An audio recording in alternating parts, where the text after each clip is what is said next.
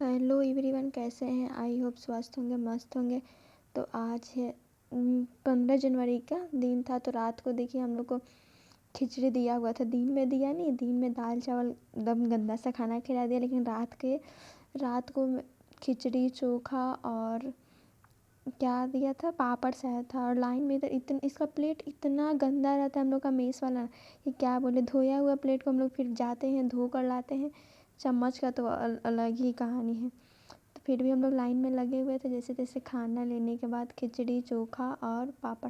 ये बात है कि खिचड़ी अच्छा था खाने में, रात का टेस्टी लगा। हम तो खा लिए, लेकिन मेरे दोस्त लोग को उतना अच्छा नहीं लगा। लेकिन कुछ लोगों को अच्छा लगता है। अब सबका अपना अपना टेस्ट अलग ही होता है। अब मेरे को तो अच्छा लगा था, क्योंकि दिन भर सुबह से शाम तक मीठा मीठा खाकर एकदम इंसान बोर हो चुका था। तो चोखा थोड़ा सा तीखा था। और उसके बाद से देखिएगा, ये हमारे कॉलेज के फेमस भूंजा वाले भैया।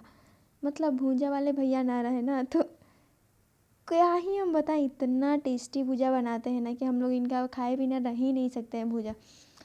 अक्सर मन किया कुछ खाने को, तीखा चटपटा चीज़ खाने का मन करेगा ना, तो भूंजा वाले भैया के पास जाओ। बहुत अच्छा भुजा बनाते हैं। 10 रुपया लेते हैं, 10 रुपया में बहुत अच्छा भुजा बना कर देते हैं। और ये सबका फेवरेट है। भुजा वाले भैया बेचते हैं, क्या उसको बोलते हैं, चिप्स। इनका चिप्स बहुत अच्छा लगता है। हम तो कभी कभी घर जाते हैं तो घर लेकर भी जाते हैं। और ये जगह खाली है क्योंकि अभी चाट वाले भैया आए नहीं हैं। और नीचे से भुंजा वगैरह खा कर आने के बाद रूम में मैं बैठी हुई थी, क्योंकि मेरा एग्ज़ाम का सेंटर का आ गया गाइस। एडमिट कार्ड भी आ गया। मेरा मन बहुत अजीब सा हो गया था कि एडमिट कार्ड आ जाने के बाद ना लगता है कि अब पढ़ लेना चाहिए। पढ़ तो रहे थे, लेकिन स्टैटिस्टिक का जो हालत था ना, देख देख पढ़ पढ़ के दिन भर आज हम बोर हो चुके थे एकदम। एक सुबह से शाम तक स्टैटिस्टिक कितना कोई पढ़ेगा उसमें। भी कोरिलेशन रिलेशन वगैरह जो टॉपिक है ना, बहुत वास्ट है यार। हम तो पढ़ते पढ़ते बोर हो चुके थे एकदम। लेकिन फिर भी पढ़ रहे थे। इधर देखिएगा मैंने क्या किए थे, पढ़ते पढ़ते बुक वगैरह सब मेरे बगल में ही रखा हुआ था। स्टैटिस्टिक का 2 बुक लेकर बैठे थे, उतना मोटा मोटा, लेकिन ख़त्म तो नहीं किए।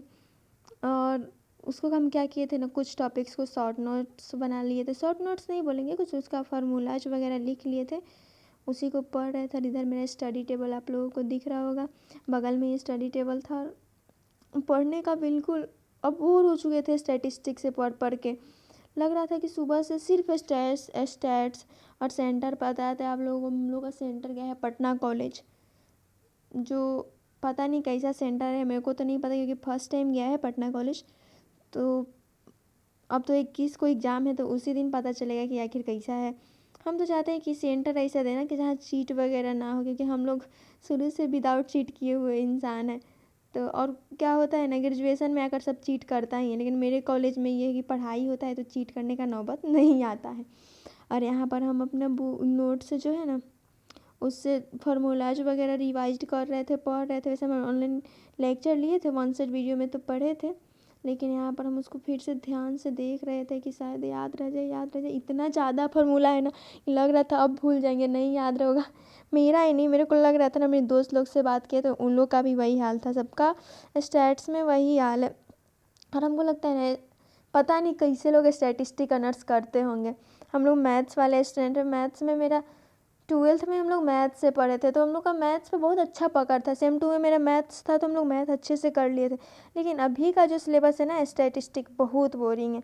और 1 सेट वीडियो देखने के बाद हम अपने दोस्त के पास से जाके, अपनी क्लासमेट ही है, उससे बुक लाए थे। हम बुक अभी लिए नहीं है स्टैटिस्टिक, अब क्या ही लेंगे, अब तो एग्ज़ाम हो जाएगा। दोस्त के बुक से ही पढ़े, तो इतना मोटा बुक है, इस बुक को ही देख के लगता है क्या ही पढ़े, हमको इतना मोटा बुक ही है।